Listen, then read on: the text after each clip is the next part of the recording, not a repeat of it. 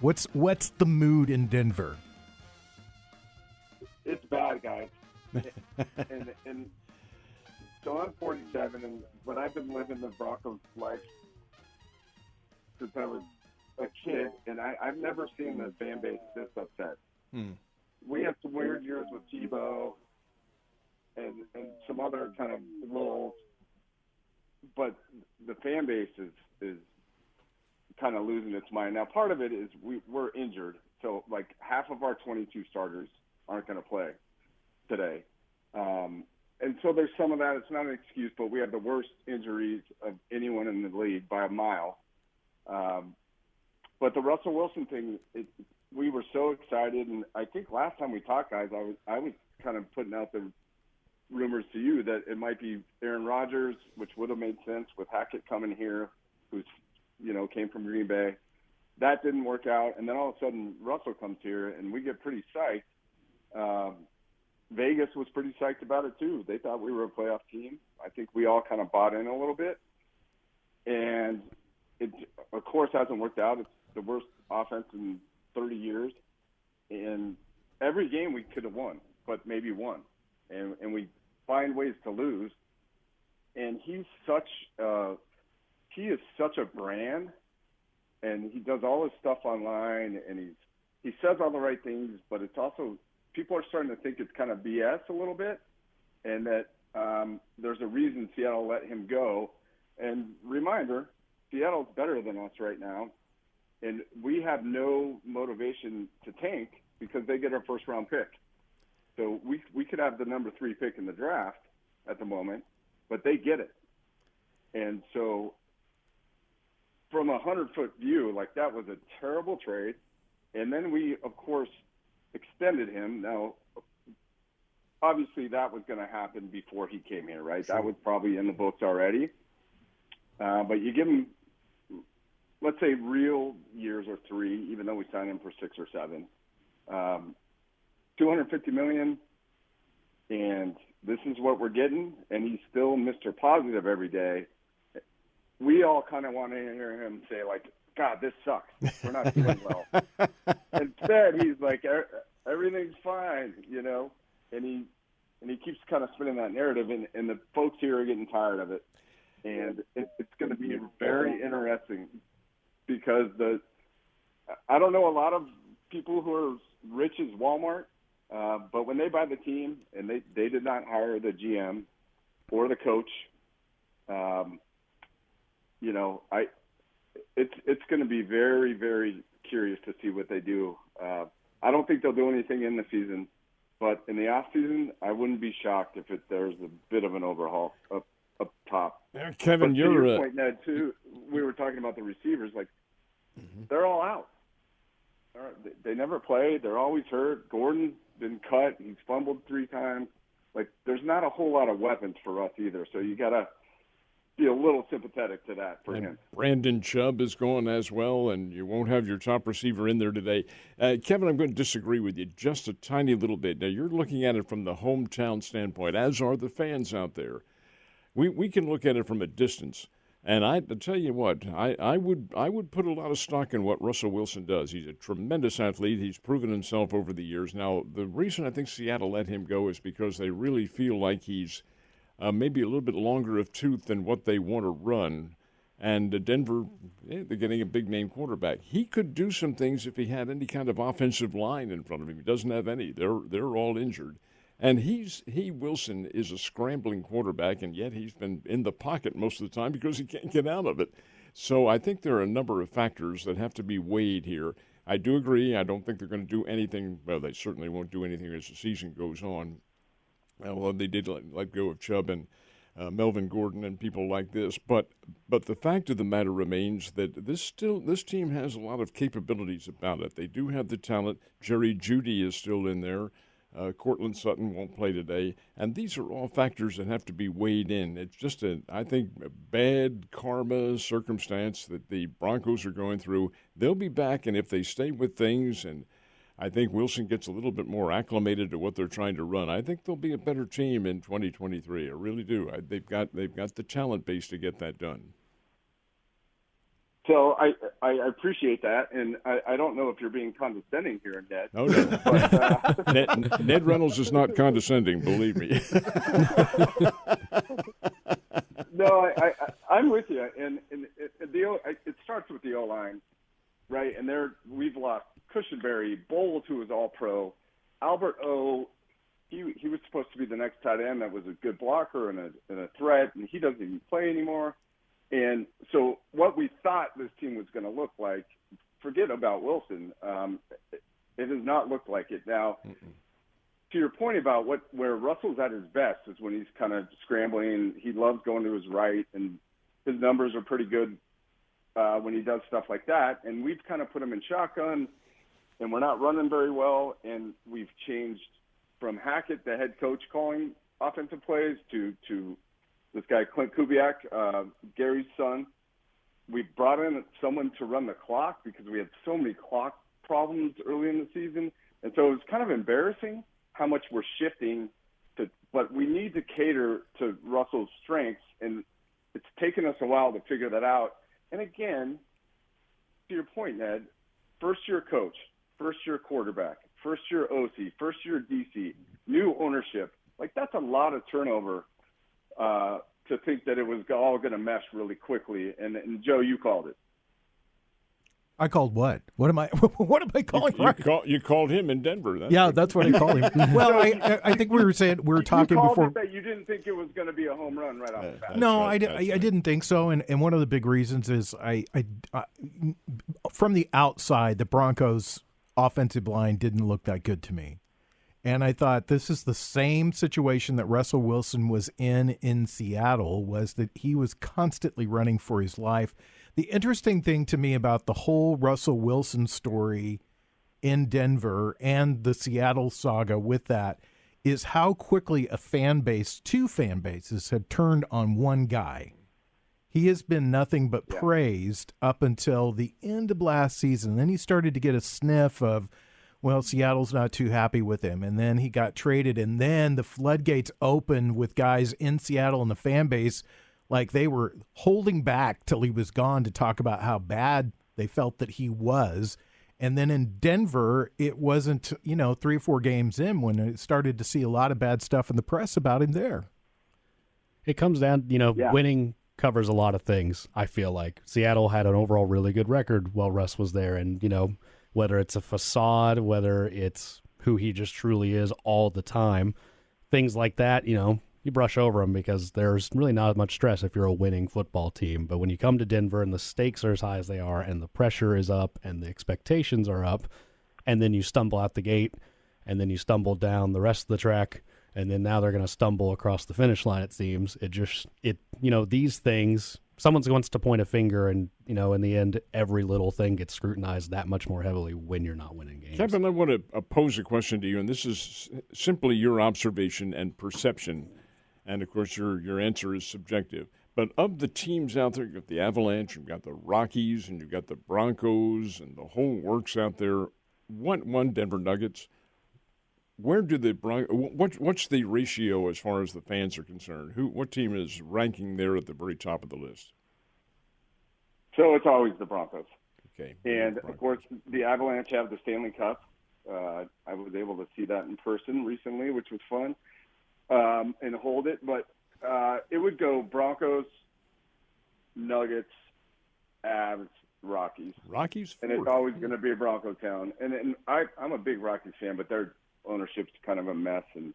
But it's a great place to watch a ball game, and they still fill the seats, and they make their money, but the town's not too high on them. Nuggets, they have something going on, I think. And they're going to make a run this year, I think, and the Avs are hurt, but I would put it in that order. And you've got the Jokic kid, and he's a fine player. The whole that you're right, they are a very good team, as are the Avalanche. In fact, I think if I'm not mistaken, I think the Avalanche and the Blues play either today or tonight, somewhere along the line. I think that's what it is. That's become a bit of a rivalry. It has. Let's shift gears for just a little bit, and let's talk about Deion Sanders coming to Colorado. And what's the buzz there around that? So the buzz is massive. I'm not convinced it's going to work. Boulder's an odd town. They have not really supported sports the way that Power 5 conferences do. They've had to shift some rules as far as the transfer portal and like the academic requirements that have been a little tighter than some other schools. And so I think that was part of his discussion with the schools, like, hey, we got to lessen this a little bit if I want to get the players that I want.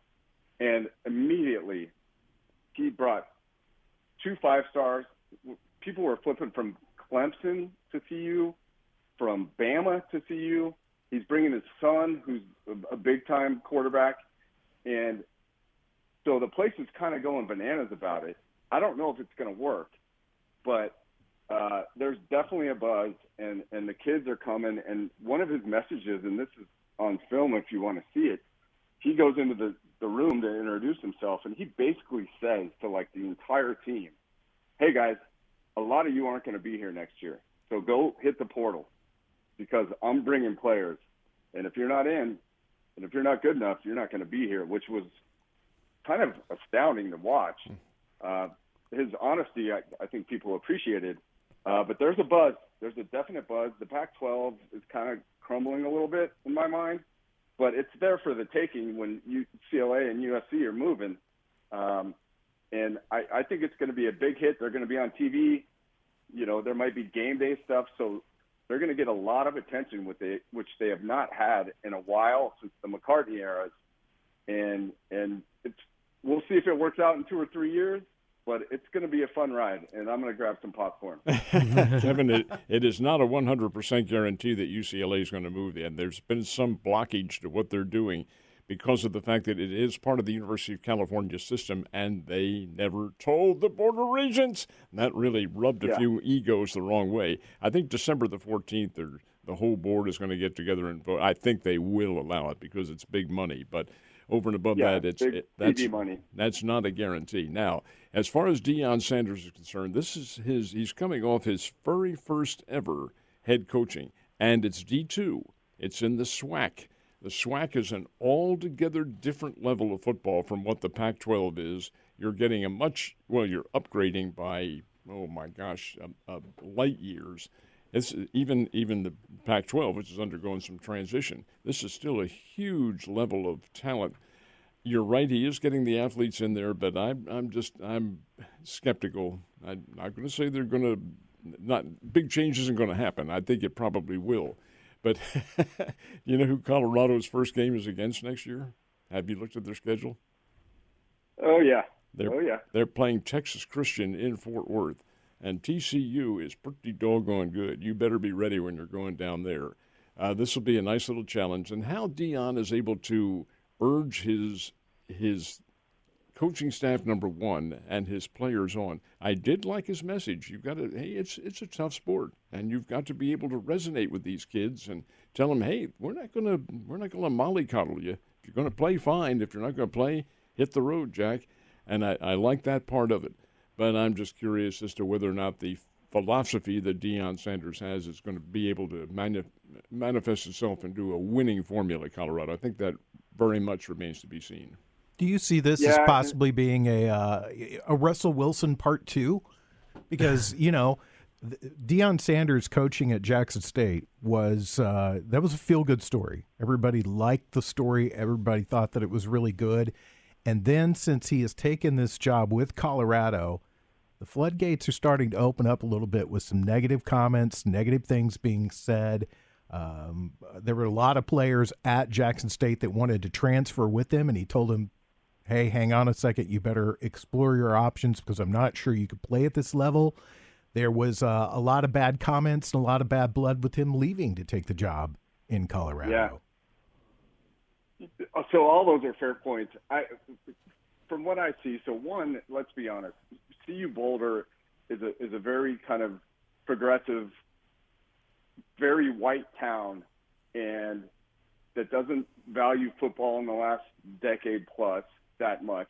And he's coming in, and it's a bit of a hurricane, and most of it's in a good way. But to your point, Joe, like he's rolling in, and we were all told you can't even call him Deion Sanders. You have to call him Coach Prime. And he just went to the basketball game against my alma mater, Colorado State, and he's wearing a sweatshirt that says Prime, and he's indoors, and he has his shades on and his hood on, and it's fun, and everyone's going crazy about it. But, yes, there are some rumblings that it's not going to work. I think it's 50-50. But he's not a coach in my mind. He's not a coach. He's a recruiter. He's a leader, all that stuff. But they're talking about Mike Zimmer, ex-NFL head coach, being his defensive coordinator. Wow. Right? So if you're bringing in guys like that and you're bringing in 5 stars, I mean, it can't be worse than it already is, right? So there's going to be an uptick for a bit. I just don't know if it can last. You just said exactly the right thing. That's precisely what he is doing, surrounding himself with, which a good coach always does, surrounds himself with the brain trust and let them do the work. And then you just meet the press and things like that and put on a show. That, I think you just nailed that. That's very good, Kevin. Very good. So, Kevin, give us your take on the game today. What are we going to see from the Broncos? How do they plan on stopping the Chiefs? The Chiefs. This is a bad week for the Broncos to play the Chiefs because the Chiefs are not happy. If they won last week, you might have gotten a different team. But this week, you're getting a very unhappy Kansas City Chief team. So, Joe, before I hit my prediction, let me give you guys some stats. And this is how historically bad this offense is. Okay. We have 5 and counting first and goals. That hasn't happened in 30 years. We have depending on the metric, we have the best defense in the league and the worst offense in the league. That has never happened since they've tracked it. We have 24 straight opening drives without a TD. We have 30 straight plus this season drives without a TD. We have tried to win a game twice with a 63-yard and 64-yard field goal. Oh, jeez. Okay, do you know what those percentages are? Yeah. Like Low. about the same as a Hail Mary. Yeah. So that's what we're working with. And honest to God, we could have won 6 of these games, and we lost every single one of them. And next thing I know, we see our kicker out there trying from 64 on the road in Baltimore in a game we should have won. And we just keep doing it. And again, we're hurt, but it's amazingly historic what we're doing on offense with an offensive coach who is supposed to be like a Sean McVay type play caller, and it just hasn't worked. So what do I think happens today? The last time we beat you guys was with Peyton Manning. Mm-hmm. I think it's 13 in a row. And so that's a long time ago. However, we always kind of play you close, and you pull away. I think the spread, Ned, 9.5, something like that. 9.5. I think the Broncos will keep it close just because their defense is good. Our secondary is good. Surtain, my favorite player probably. Kareem Jackson, who you guys know, he's stepping up. Like we even though we're hurt, our defense kind of hangs in there every game, and we lose 16-13. Now, we're not going to hold you to 16. I think you guys probably get to 27, 24, something like that, and we get to 13 or 16. I think you guys win 24-13. There you go. Mark it down, Joe. 24-13. Okay. I'll mark that down. Give me your predictions. And Joe, if we have another segment, you want to talk about McDaniels and your Raiders? Yeah, well, no, not really. And they're not mine anymore. We divorced several years back, and okay. I got the rights to a winning team, and they got the rights to a losing one. So we just don't discuss that anymore. Yeah, we could hang on and have you on for another segment because I don't know if you watched the Bengals game last week, but we're going to talk about that a little bit. We'll talk a little more about what's going on in the world of the Kansas City Chiefs. So, Kevin, hang out, and we'll be back in just a minute with more Ned Talk.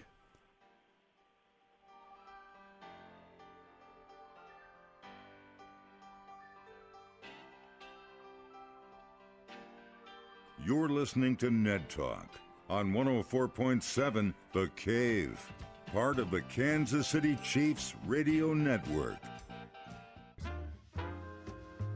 Back to Ned Talk on 104.7 The Cave. A proud member of the Kansas City Chiefs radio network.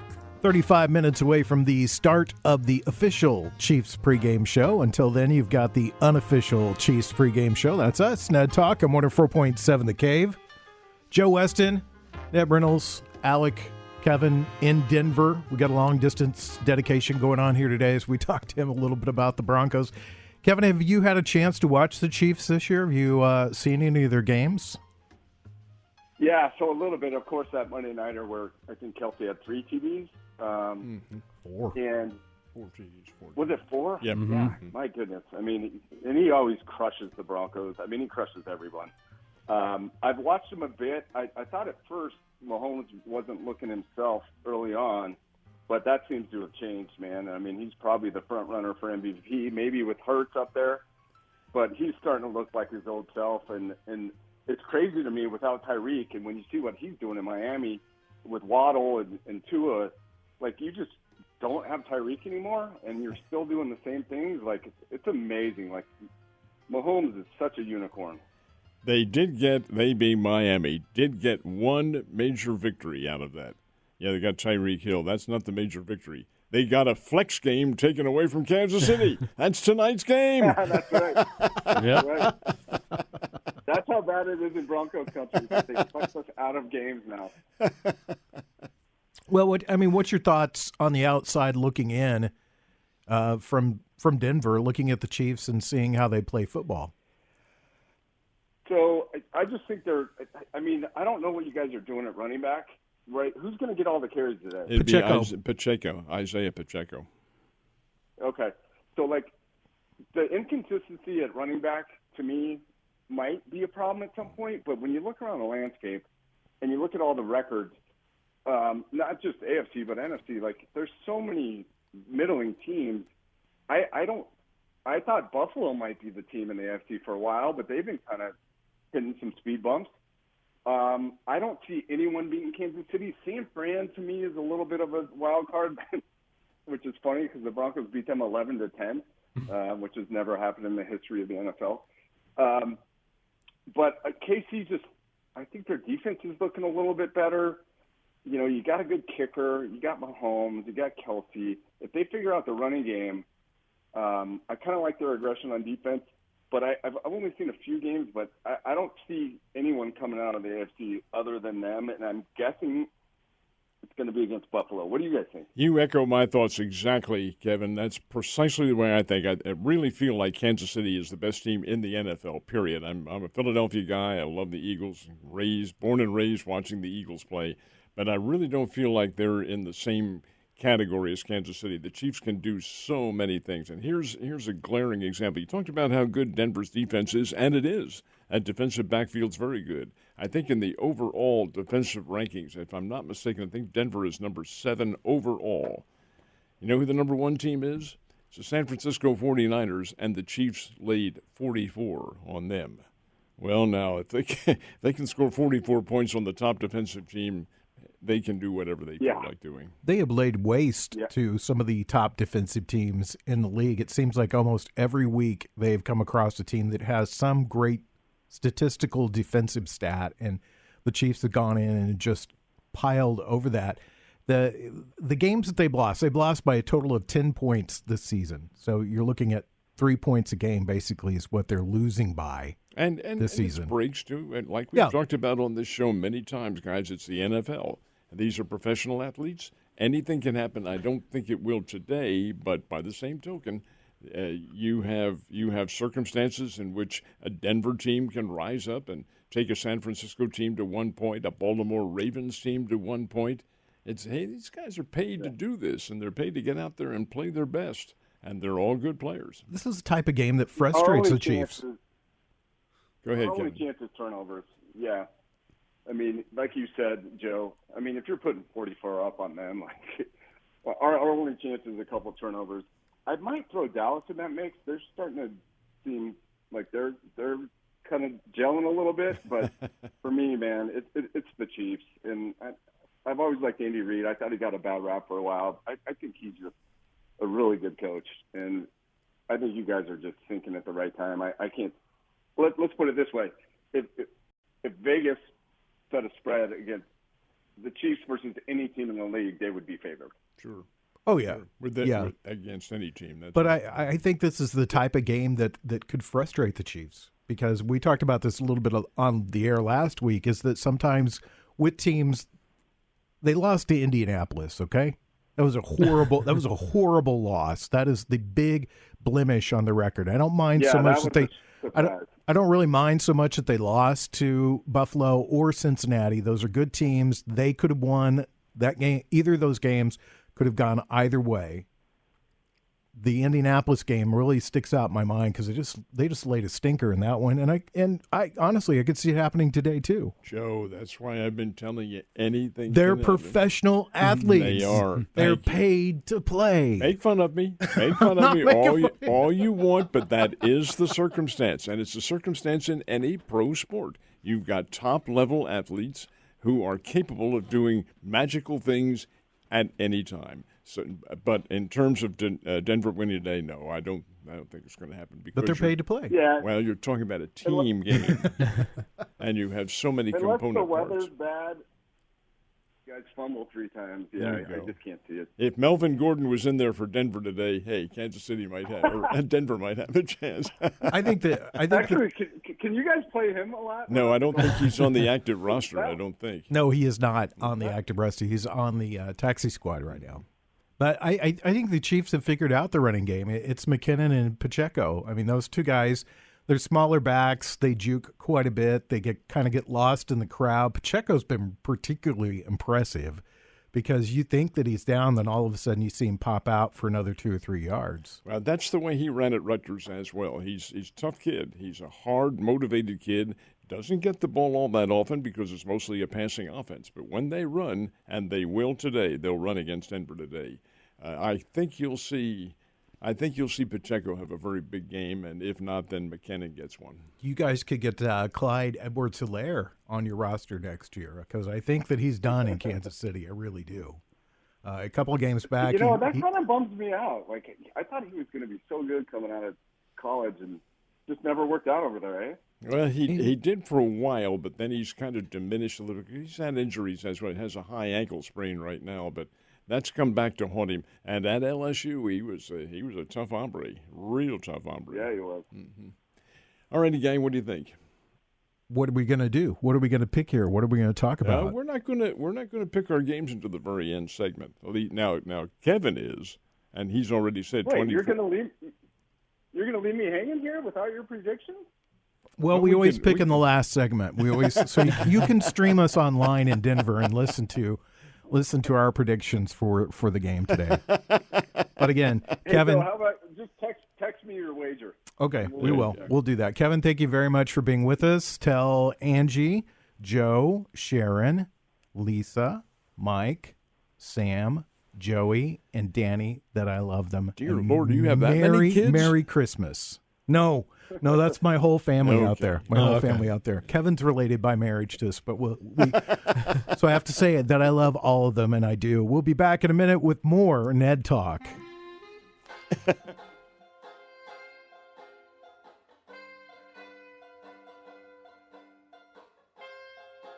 You're listening to Ned Talk on 104.7 The Cave, part of the Kansas City Chiefs radio network.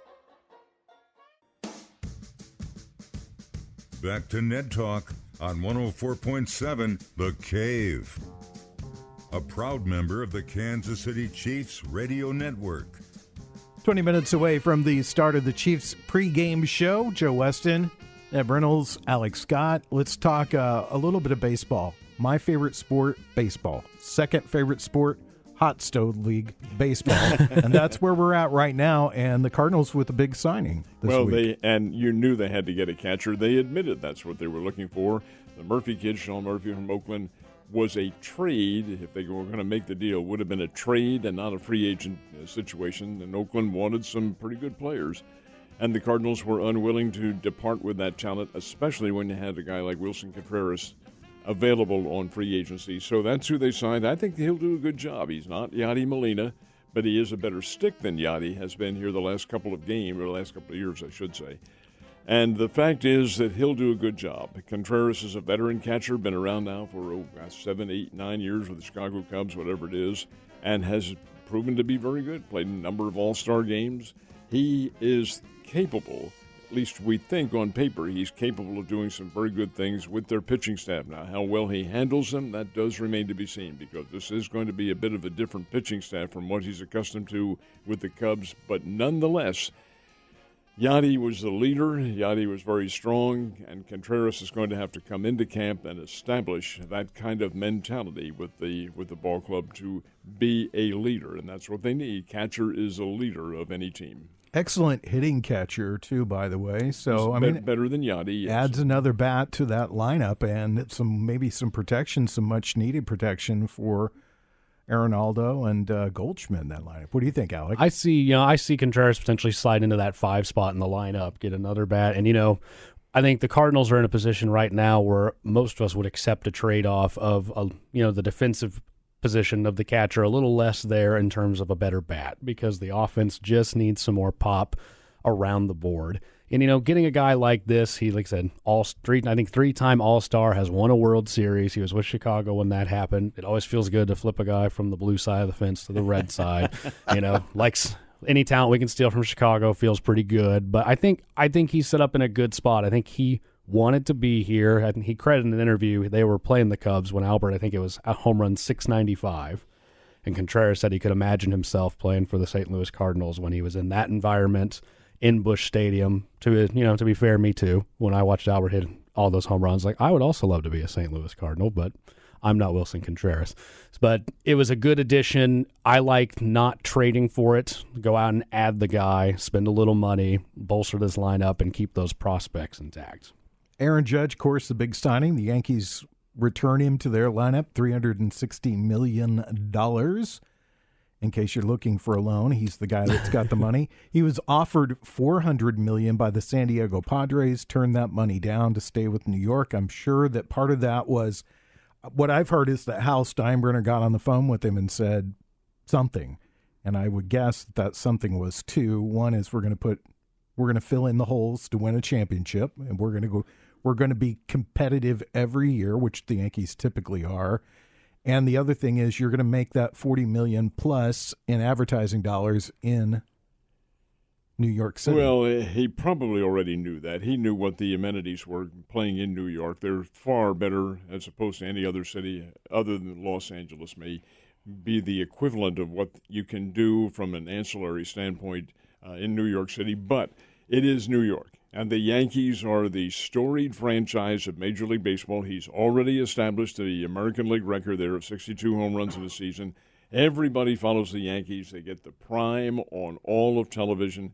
Yeah, come on. That's where they wanted to be. And $360 million over, is it 11 or 9? It's 9 years. 9 years. 9 years. That's $40 million a year, guys. That's pretty good. He never has to hit home run again for the rest of his life. I mean, he will, but he doesn't have to. So, what's left on the table? What do you see happening here with the rest of the free agents? I mean, Alec and I talked this week that this has been one of the more active free agent markets in the last few years during December and November.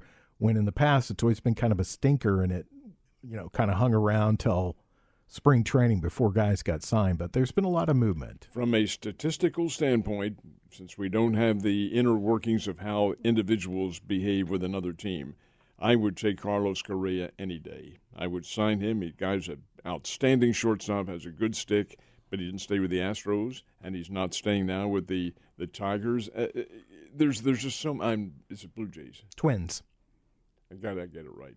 Whatever it is, he's not staying with that team either. So there are probably some inner workings that we don't know about. But the fact is, I'd take him. He's an outstanding defensive player, and that is what you're looking for on defense. In any level of baseball, you want that good defensive guy. That's where the Cardinals have come up lacking just a little bit, although I do think Brendan Donovan may get a shot there. What do you think, Alec? Do you think the Cardinals are in on anybody else? At this point, just – in our track record, I would be surprised if there was a second big splash. You make the point, Correa, Dansby Swanson's the other name I'm waiting to see the bill for, because those are the two guys that that are out there that are going to get those probably $100 million plus deals. And after signing Contreras to an 80, 85, whatever it was, $1 million deal, I don't see the Cardinals making a move if they wanted to hang on to their prospects and not get Murphy. I think the plan's bring in Contreras. I would like to see, and what I think they would like to see, is move Tommy Edman over to shortstop, let Nolan Gorman and Donovan work it out at second base. And then, you've got Tommy's won a Gold Glove. You know what the hot corners look like. Like, keep those guys intact, and we got a shot. That being said, one extra bat, a little more power, never hurts. Typically, the teams that are winning are the ones that can hit with the big power numbers. So, wouldn't complain, but I don't think they do it. Their weakness right now up the middle and their outfield. What's the outfield look like for the Cardinals? Outfield right now, they really still love Dylan Carlson, who I think I'm still waiting to see it. There's been flashes. He can play good defense, but the bat has been up and down. Jordan Walker, they want to have him get a real opportunity to try and earn his spot up there, the hot prospect, and potentially throw him out there. But then, it's a bit of a hodgepodge of guys who have shown, Tyler O'Neill's been great, but has won a Gold Glove, also been injured. Lars Nootbaar came on really strong at the end of the year last year. Can he keep that up? We've had a history of some outfielders with your Steven Piscotty's, and he went out to Toronto. I'm forgetting his name. Guys who have come on, been good, and then fizzle. And Piscotty was a bit of a different story, though, because his was a family-oriented circumstance. Yeah. But you're right about the outfield. It's pretty much set, and you've got to get that Tyler off. You got to get him off the weights because that's why he's, in my opinion, being injured. And as a result, his level of consistency is very fragmented.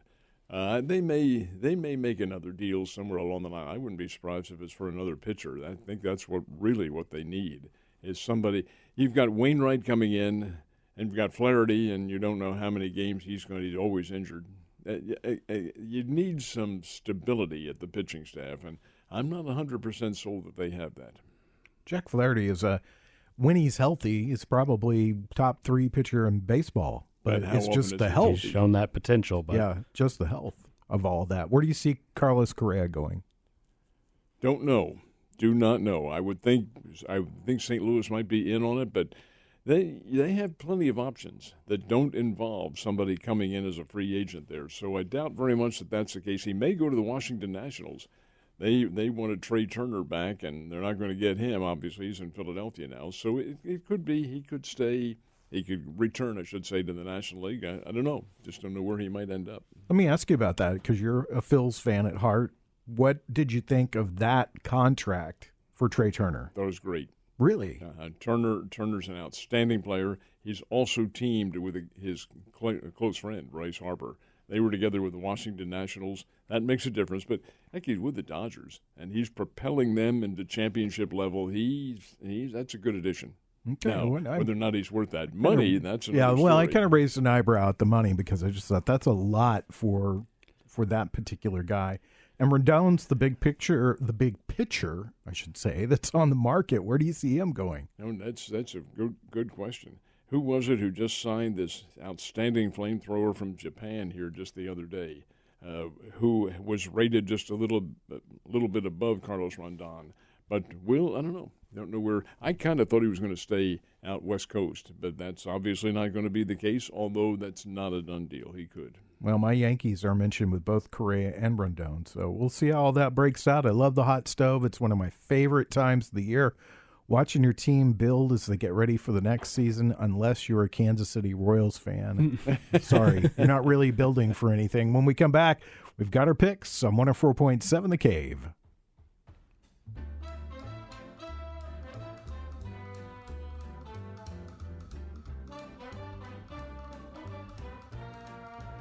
You're listening to Ned Talk on 104.7 The Cave, part of the Kansas City Chiefs radio network. Back to Ned Talk on 104.7 The Cave, a proud member of the Kansas City Chiefs radio network. Just 5 minutes away from the start of the pregame show. Mitch Holtis and the crew will get you set for what looks to be a 3:25 kickoff between the Denver Broncos and our own Kansas City Chiefs. That game is out in Denver. What's the name of that stadium now? It's what? I'm sorry. EMPOWER. It just doesn't sound right. Powered by Walmart. It doesn't sound right to me because it's always been Mile High Stadium. Well, it's Empower at Mile High. Yeah. It's like it's GEHA at Arrowhead Stadium. It's always going to be Arrowhead. Yeah, it's always going to be Mile High. It's funny is when you listen to the pregame show, you listen and those guys will have to kind of stop themselves a little bit to say GEHA Stadium. Yeah, GEHA. Yeah, that's what it is. I think I heard somebody complain about it on the air the other day, which I thought was kind of funny. So it's time for us to do our picks, and we always start this out by playing this. Ned's Ironclad Rock Solid Pick of the Week. All right, your rock solid pick of the week, Chiefs. There's only and one Broncos. of us who got that right last week, and that's the gentleman to my right over here, Alec. Oh, I was going to tell you, too. You complained last week that we always give you a hard time when you're wrong. I asked you last week, will Aaron Judge sign with the Yankees? And you told me yes, and I was very nervous about that prediction. But you were 100% right. So here I'm giving you props. I didn't want to be right every time out, so I purposely picked the Chiefs to win. We don't say you're which right, pick is your you're right ironclad pick. It's just one 99% of the time. Sometimes Yeah. Vegas is asking not to be right all the time. Alec is right now. It's only one that's the ironclad pick.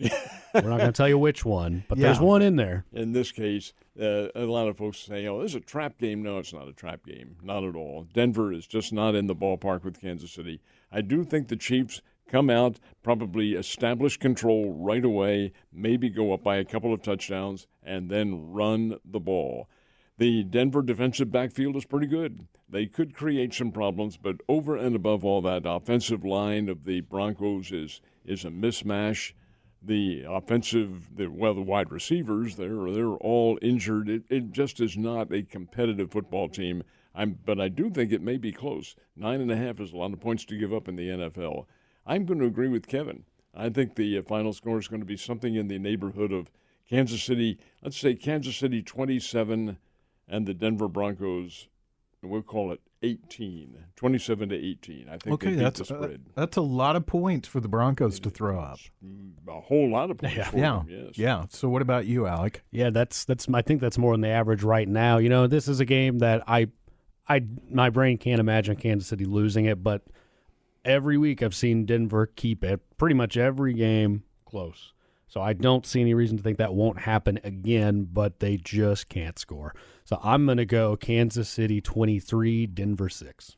You know, that's exactly the score I was going to pick. That's no lie. 23-6 was what I have in mind because I see Denver as being a field goal football team. I don't see them putting the ball in the end zone against the Chiefs.